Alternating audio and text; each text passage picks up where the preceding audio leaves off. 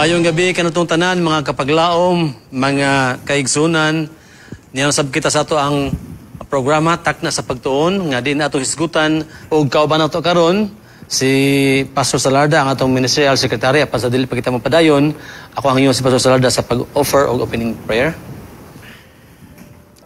Our loving Father in heaven, this evening we ask that you will fill us with your Holy Spirit and give us your wisdom with Pastor Kaimi, so that as we discuss our lesson tonight, Lord, we can draw some important lesson that is very important for us to understand, especially the Lord on the sacrifice for our salvation.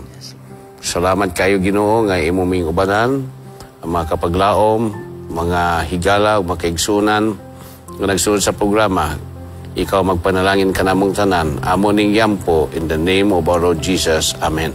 Amen. Ang atong lesson mga kapaglaom, naguluhan kini og understanding sacrifice. Pastor Salarda, ang atong key text akong basahon din Yes.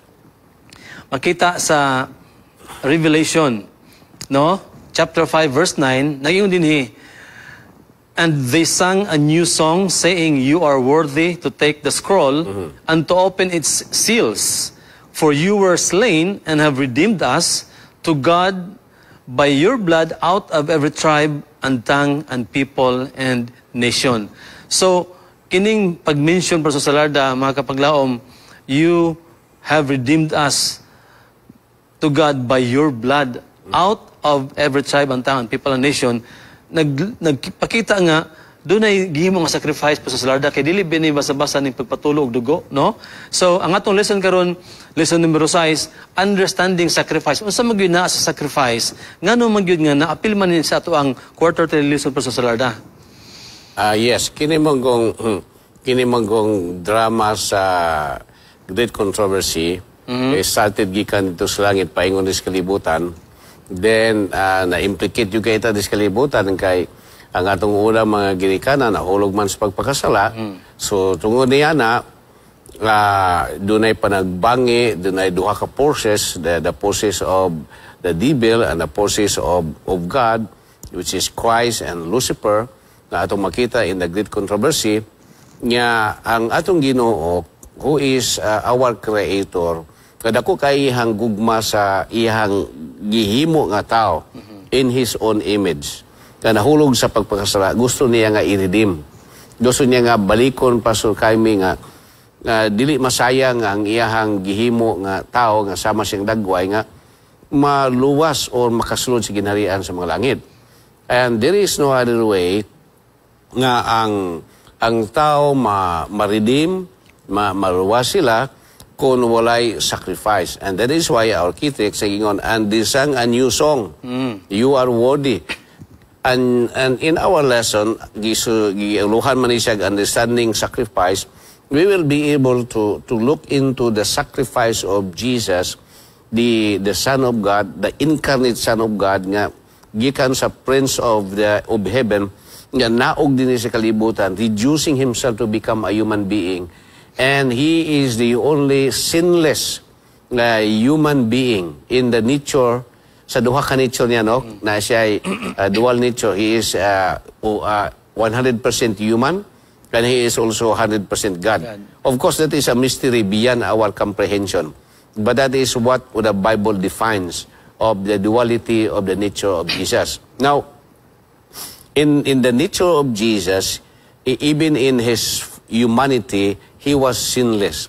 And that is why ang atong kitiks, you are worthy to take the scroll and to open its seal, for you were slain and have redeemed to God your blood. So the blood of Jesus, nga iyang gi-sacrifice ato nga kasalanan, maura gyud ang makaredeem. Yeah. Maura gyud ang takos nga makabayad sa dako kayo nga sala sa tao, sa rebellion, sa disloyalty, nga gihimo sa tao sa Ginoo, is only the blood of Jesus. So, this is how beautiful our lesson this week. Yeah, salamat kay Pastor Salarda, no? Mga kapaglaom, ato makita Pastor Salarda di ay nga, understanding sacrifice is sa biblical narratives, mga kapaglaom, atong ma-trace, gikas sa Old Testament, Pastor Salarda. Yes. Kung nimutan-aon, nganong dito nga panahon, sa sanctuaryo, na dito ang gi-institute nga sacrificial system, no? So ato masabtan ay mga kapaglaom nga kanang yung sa Hebrews 9 nga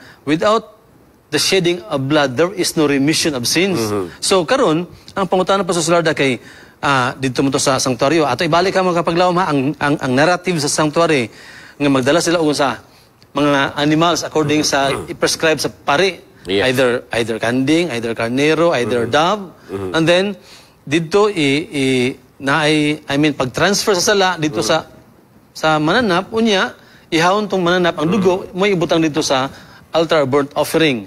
So kung ato makita mga kapaglaom ang foundation gyud sa kaluwasan is naa ni sacrifice pa sa salarda, no? So dili nato ma-appreciate ang kamatayon ni Christ kung di nato matrace ang narrative sa Old Testament nga nganong gipa-institute sa Ginoo ang sanctuaryo tungod kay para masabtan nato nga there is a coming blood or a promised blood nga maoy mo atone muluwas sa atong salap sa salarda. Yes, ana ni siya mga kaigsunan. Pastor kami gwapo kay mohang pagka-present, no? Kanang sa diha nga ang tao nagpakasala.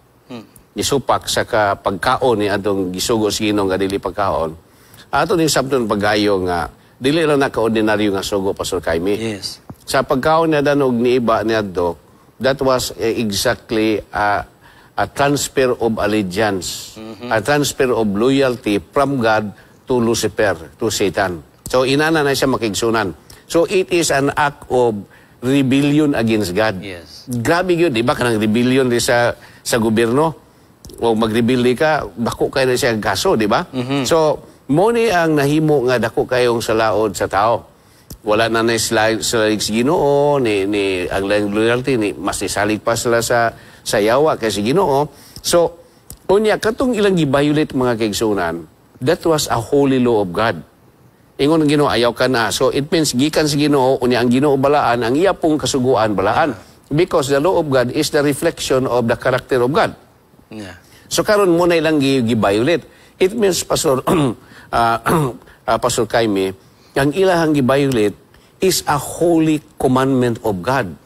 And dili ni siya po di Pastor Kaimi nga ang ordinaryo ra nga dugo sa animals muray makaluwas.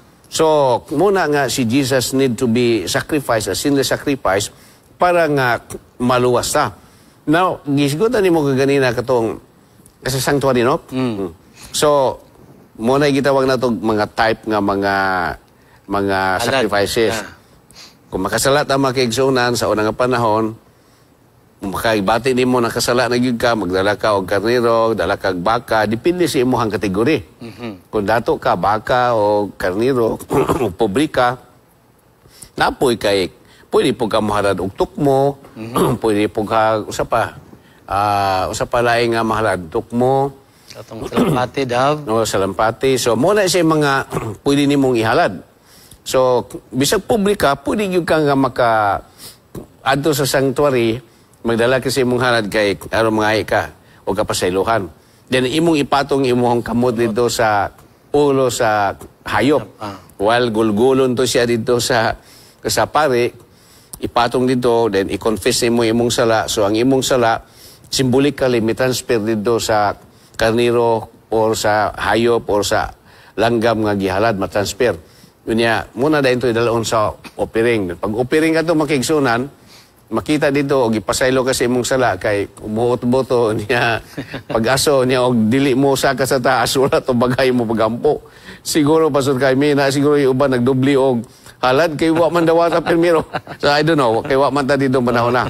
So, that is how beautiful. Now, di mo makita din nga, while they are doing that, ila pong makita makaigsunan nga, grabe no, ang hayop walay labot sa kong sala. Pero karon ang hayop mo oy nahimo nga bugti sa akong sala. Yeah. Mo oy napatay. And that is the symbol of Jesus, no? Mo na symbol ni Jesus. So, this is something for us to consider nga, dili yun ay basta-basta ang resulta sa sala. Kaya ang mga inosente na appeal sa na among sila ba? Yeah. Sila mo'y nahimong sakripisyo, and of course that is muna sila ang symbolic nga the ultimate sacrifice si Jesus, but imong tanawon how grave how grave is the effect of sin sa kinabuhi sa tao. Yeah. So salamat kay Pastor Salarda. Mga paglaom, Pastor Salarda, ato makita day Pastor Salarda nga kining confession sa atong sala, no, sa katong ang foundation mo sa atonement atong nakita ang sacrifice na mo dito kay if makapaglaom tanawa ha, pagkasala gyud sa ito imong gimension nga Adam and Eve ni rebel sila sa Ginoo, di ba? And then they attempted to cover their nakedness sa dahon. Nakita nila nga murag medyo hubo na sila. But sa mata sa Ginoo, it is not enough. Imagine mga kapaglaom ang paghimo sa Ginoo og atong panit sa mananap, di ba? There is blood in it. Nitulo mo tong ingon ang si Ellen White nga ang ganang bitong ang kahadlok or sana the first blood nga nakita ni Adam and Eve. Grabe nilang kurog kay it needs sacrifice just to have that pagtabon sa ato ang pagkahubo mga kapaglaom. Pastor Salarda. Di ba, bisi man sila itong mga pig tree. Pig tree, dahon sa pig tree.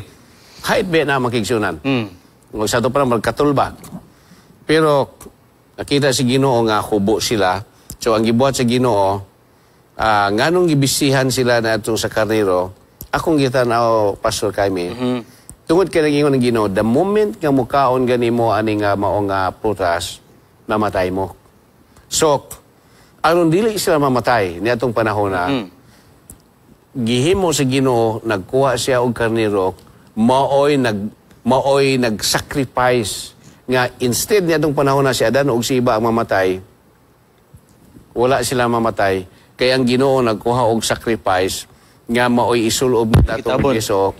Kay di ba kay ang karnero puti man. And that, kanang iyahang balibo, that represent the righteousness of Jesus. Yes. Nga gitabunan sila sa karnero. Sa ito pa, ang ilang sala, gitubo sila sa karnero. Pero ang karnero, dili to siya mo ultimate. Yeah. That represents Jesus gihapon mga kaigsunan. So, imong tanawon diri, grabe yun kayo. Kay laliman ka, ang ilang sala, gipatyan yun sa Ginoo o karnero. Para nga ibisti sa ilaha. Unya, para po sila nga, that moment, dili sila mamatay. Yeah. So Pastor Salarda, gapo kayo no ang gihimo sa Ginoo nga kana ang punto ba sa sacrifice ba foundational good siya when we understand about salvation. Now, karon Pastor Salarda ang gatong daily sacrifice or daily work sa mga pari dito sa sanctuaryo, ang ila dito is to officiate para ang usa ka sinner mo tapyon sa iyang kamot, matransfer yan sala dito sa mananap, telling us nga kini ang type na ay kaming nga Misaya kung gingon nga kamatayon ni Ginisos nga mooy muhinlo or muluwas yun nato. Now dili dito ang sala ikumpisal sa pare dili kundi dito sa mananap, no? So naa siya gamay nga medyo nasakyan bitaw sa kanang sistema nga dito na noon ang sala ikumpisal sa pare instead nga mananap kadto ato nga time sa sanctuary. But pag-abutan ni Christ katong iyon nimo nga ang iyang kanang substitutionary death.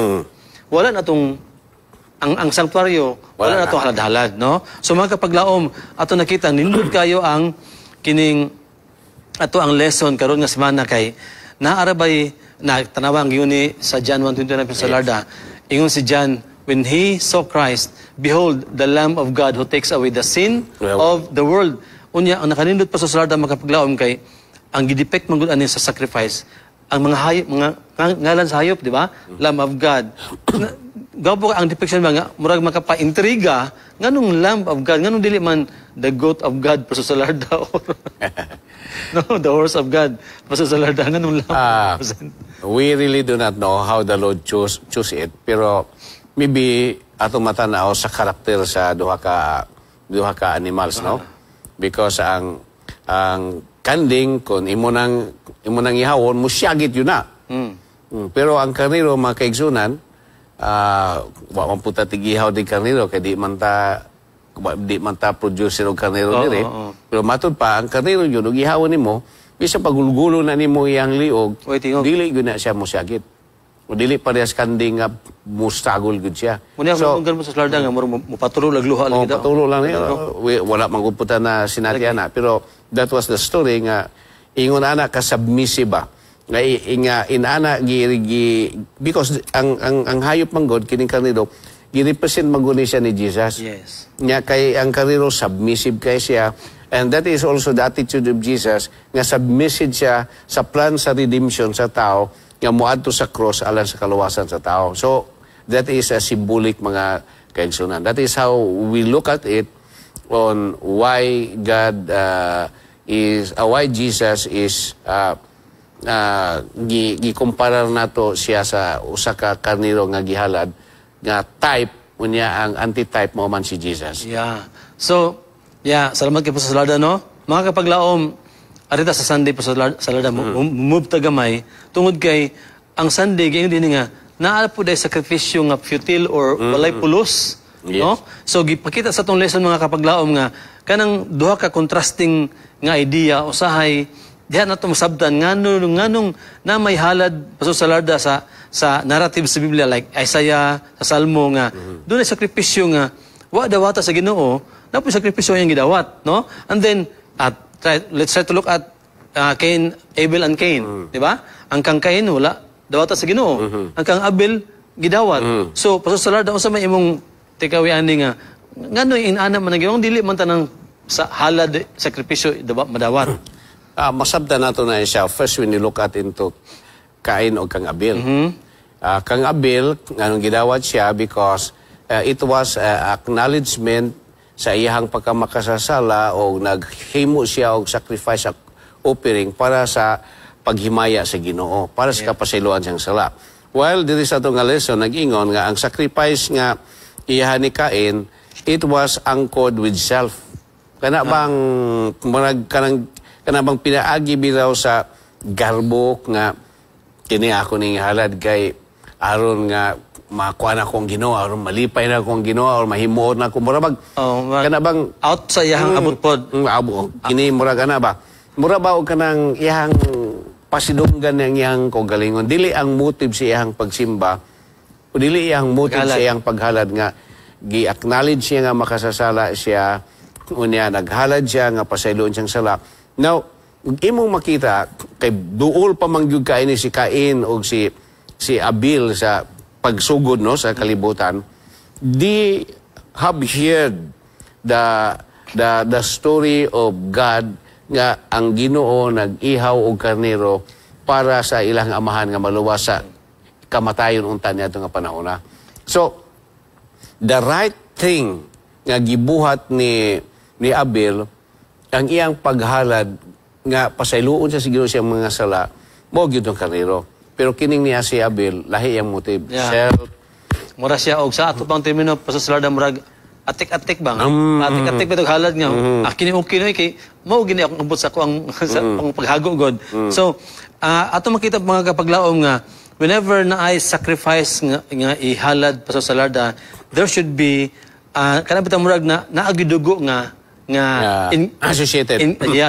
Associated ana. So, muto nga ang kang Cain wadawata. So, kung mo tanaw sa ito ang lesson mga kapaglaom ha, ang Isaiah 1 and 2 to 15, Isaiah 56 and 7, kung mo tanawon contrast ni kay na ay panahon sa Israel nga ang ilang sakripisyo pa sa Larda, wala dawata. Yes. Pero kung mo tanaw sa 5:56, gidawat yang ano man, tungod kay there is what we call katong imong ingon ba nga naabi tayo pagrespeto or pagtahod nga kanang contrite heart niya gi-acknowledge nimo nga makasala gyud ta. Pastor Larda, sino kay kadugang? Yeah.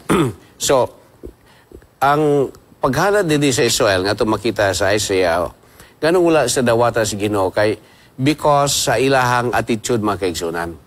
Nga naghalad kunuhay sila pero naghimo sila og pagpagkasala. Kada bang for the sake bitaw nga makita ka sa mga tao nga maghalad lang ka. Pero dili bitaw tinuuray, kinasing-kasing. So, kada bang gasigi kang simbak, pero gasigi na po kang himo og daotan.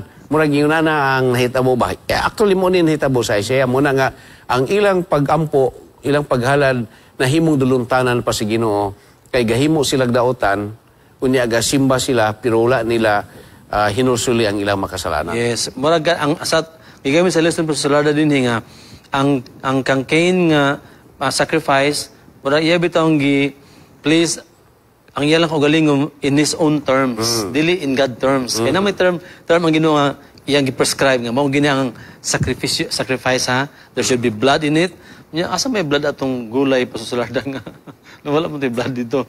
When it is siguro, ang context nila is they pray to the Lord para sa forgiveness sila makasalanan.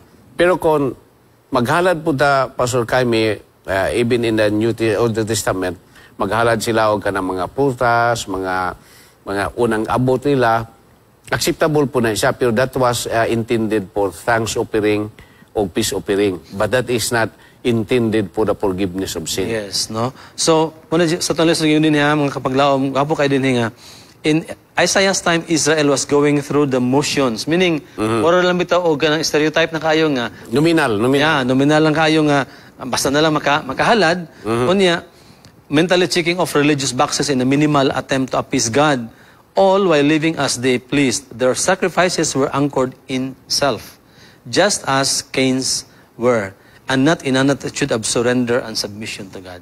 So, mula gina nga, magmarabag ka og nominal nga membro lang ka ba sa iglesia.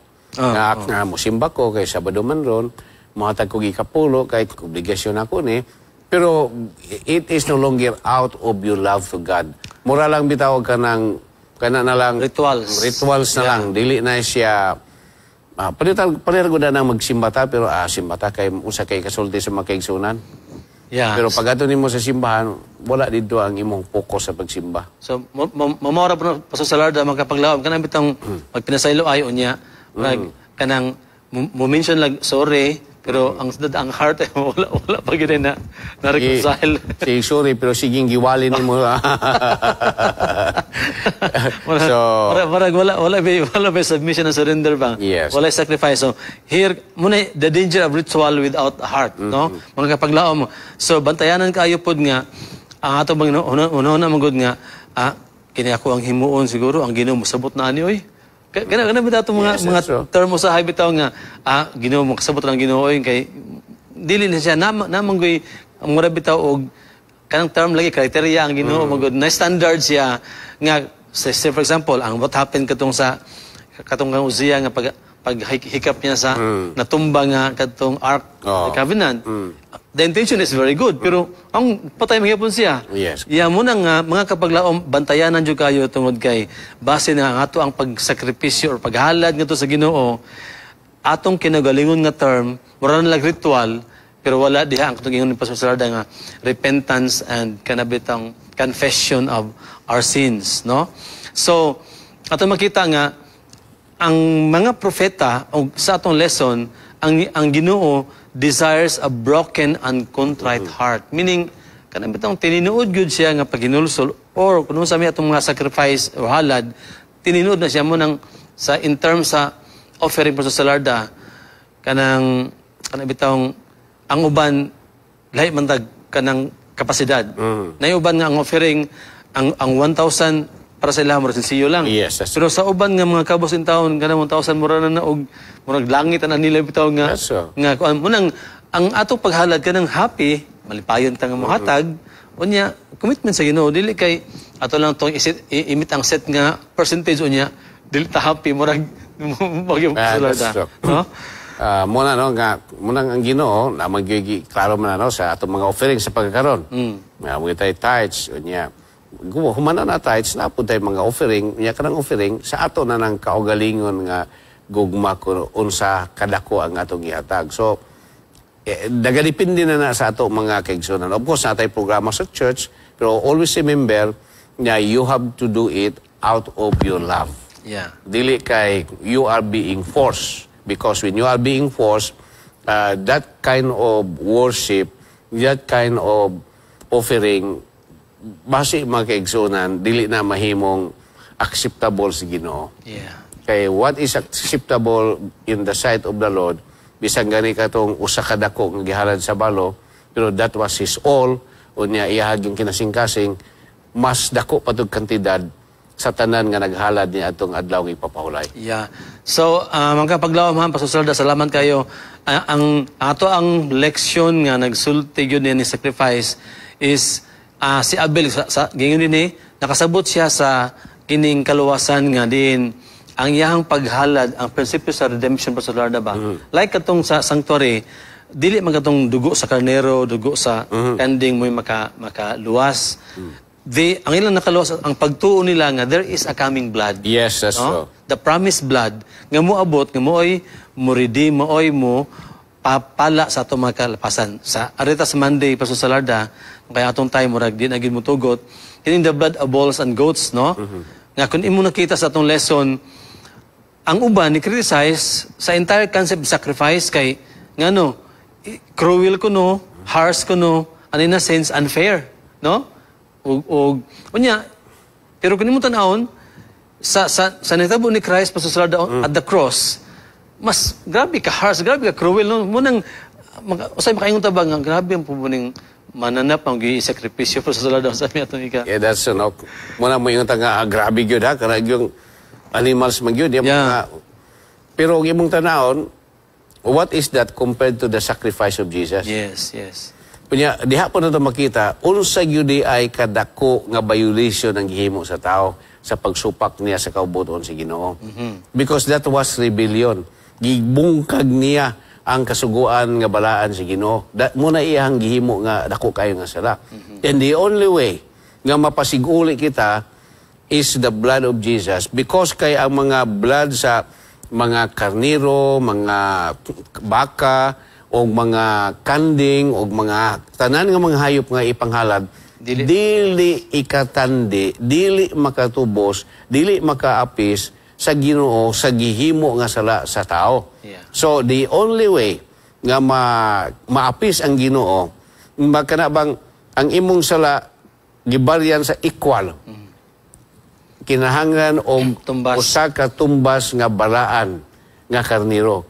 And that is Jesus nga ni kanaog sa kalibutan nahimo siyang kordero sa Ginoo nga usa ka balaan, siya ra gyud ang worthy, siya ra gyud ang takos nga mao ang makatubo sa katawhan gikan sa kasalanan. So mo na makaigsunan, there is no other way whereby we must be saved but only in Jesus. Muna nga si Jesus is the way, the truth and the life.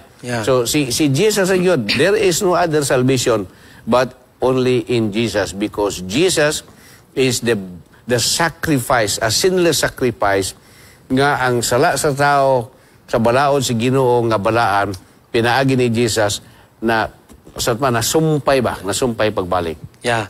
Salamat kay Pastor Salarda. Mga kapaglaom, muna nga ato makita ito Pastor Salarda, doon mga tao nga na nakuha nila ang misconception about sacrifice. Tungod kay, say for example, ato makita sa Facebook or YouTube kana bitang during sa Semana Santa nga, they think nga they can atone for their own sin or the sin of others by imitating or kana bitang gi-role play ang pagpasan sa cross, unya sa dihang bunalan gisumbag pa sa Salarda, gibundak ang krus og nibalos. Munang nito nga ayaw lagi patugatugag soon. Mga kapaglaom, ang ato lang i-recap gamay ha nga ang sanctuaryo, ang sakripisyo dito ang gihimo landong or type kadto siya unya sa dihang kibali mo ra bitaw og type unya anti-type nga sadya ang anino na niabot na sa iyang landungan wala na ibisa ang katong dugo sa mananap or mga sakripisyo mga kapaglaom. Nindot kayo ang ato ang lesson ni Manaha mo nang ayaw ka mo pagsipyat sa pagsubay ha sa ato ang lesson pagtuon diha unya atong tan-awon nga foundational gyud ang sacrifice sa kaluwasan pinalangga ko nga mga kapaglaom. Pastor Salarda? So makiigsunan, our salvation is only through the sacrifice of Jesus, the sinless Lamb of God nga maoy nagpalansang dito sa cross alang sa atong kaluwasan. There is no other salvation but it's only in Jesus. Muna nga by faith sa kamatayon ni Jesus, sa by faith nga atong gidawat si Jesus nga our Lord and Savior, makabaton kita og kaluwasan. Yeah. So mga kapaglaom, nindot kayo ng atong lesson sa akong kikaingon unya sa Tuesday and Wednesday gapo kay the Passover Lamb. Usa man po ni Passover Lamb. Kaning Jesus sa the temple nga diin siya didto nakiglantugi o nakigdiscuss sa mga tag-as nga mga saserdote. So mga kapaglaom lang tay panahon among mga panghinaot nga unta atong masabtan ang kanang seremonyas or ang sakripisyo nga foundational sa kaluwasan tungod kay si Kristo as what usay suldes pinadayag, siya ang karnero or cordero nga slain since the foundation of the world. Pastor Slar, parting words, Pastor Slarda? Yes, makiksuranok. Yes, he was the slain from the foundation of the world, because right in the Garden of Eden, he was the lamb that was foreshadowed nga pag-abot sa Calvary, mo siya ang ilansang sa cross o nagluwas sa atong kasalanan. So, we are being saved through the sacrifice of Jesus, and we can be saved by accepting Jesus as our Lord and Savior. Amen. Magampot ang mga kapaglaom. Amahan nga langit nun, nining kagabion, salamat kaayo sa imong pagpahinumdum kanamo. Unsa ka importante, O Dios, nga masabtan namo ang sakripisyo ang gihimo sa daang tugon sa biblical narrative, O Dios, nga diin ni sangput kini or niresulta kini sa sakripisyo dito sa Kalbaryo, sa kamatayon sa imong bugtong anak. Tuguti amahan nga ang mga prinsipyo sa kaluwasan, ang mga punto nining leksyon nining simanaha, masabtan namo uban sa mga kapaglaom, uban sa mga televiewers, nga among madaig ikaw, O Dios, sa sakripisyo nga imong gihimo sa pagpadala sa imong bugtong anak, si Jesus, aron mapagkamatay alang kanamo. Salamat kayo, Diyos, nga ikaw nagapadayon sa pagpanalangin ining Hope Channel Studio sa Southwestern Philippine Union Conference, sa imong mga magbubuhat, sa mga administrators, co-directors, o sa staff and the rest of the churches. Salamat sa pagtubag sa mga hangyo, papasaylo sa mga kalapasan. Gitugyan na mo kining tanan sa ngalan ug gahom ni Jesus manuluwas. Amen.